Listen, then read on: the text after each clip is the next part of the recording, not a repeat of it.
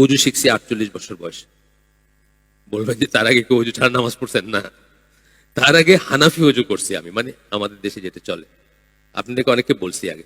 আমরা কি করি? প্রথমে হাতটা ধুইলাম, তারপরে কি মুখ মুখ ধুইলাম, ই করলাম, তারপরে আবার হাত ধুই না?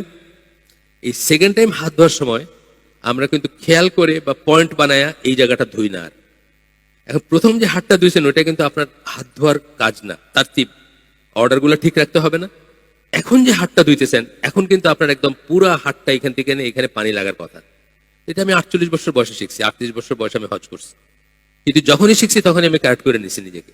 আমি আর বসে থাকি নাই যে আমার মাঝাবে তো এটা নাই, বা আমার তো এটা কোনোদিন কেউ বলে নাই, বাপেও বলে নাই, দাদা বলে নাই, আমার হুজুরের কাছে যার কাছে ছোটবেলায় শিখছি নামাজ সেও বলে নাই, তা আমি এটাই ভুলটাই আমি ধরে রেখে আমি ওটাই, আমার সমস্ত ইবাদত নষ্ট হয়ে যেতে পারে। যখন আমি জানলাম যে আসলে তো প্রথম হাত ধোয়াটা তো অজুর কোনো অংশ না, অজুর যে 4টা ফরজ তার ভিতর প্রথম হাত ধোয়াটা না, কিন্তু ওইটা ওয়াজিব হচ্ছে আপনি ঘুম থেকে যখন উঠছেন আপনার হাত কোথায় গেছে এটা রাসূলের একটা হাদিস আছে, আপনি জানেন না, এই জন্য আপনি ধুয়ে নেবেন, জাস্ট এটা ক্লিনিং আর কি।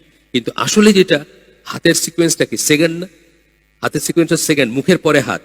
এখন ওই সময় যখন ধুইতেছেন তখনও আপনার উচিত এই পুরাটা আবার ধোয়া, এই হলো হাত ধোয়া। এটা কোনোদিন খেয়াল করি নাই, জানি নাই, আজকে জানলাম। সামিনা আতানা, শুনলাম এবং মানলাম, এখানের কোনো না, কোনো ডিসপিউট না। আচ্ছা, এইটা বললাম আর কি, যে constant reviewing and ongoing correction, নিজের ভিতরে তাকায় দেখবো। ঠিক আমার তো জয়লাভ করার দরকার নাই, কারোর সাথে তর্কে জিতার দরকার নাই, কোনো গোষ্ঠীর চেয়ে বড় হওয়ার দরকার নাই, কারোর সাথে জিন্দাবাদে জিতার দরকার নেই। আমার দরকার হলে জান্নাতে যাও।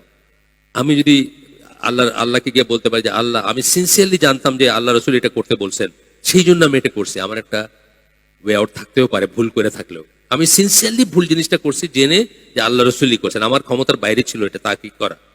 কিন্তু আমি যদি গিয়ে বলি যে মিস্টার এক্স মিস্টার ওয়াই উনি আমার বলছেন দেখে আমি এটা সারা জীবন করে গেছি, আর দেখলাম যে আমার ইবাদত হলো না, এটা কোনো কিছু হইব? এটা কোথাও যাবে?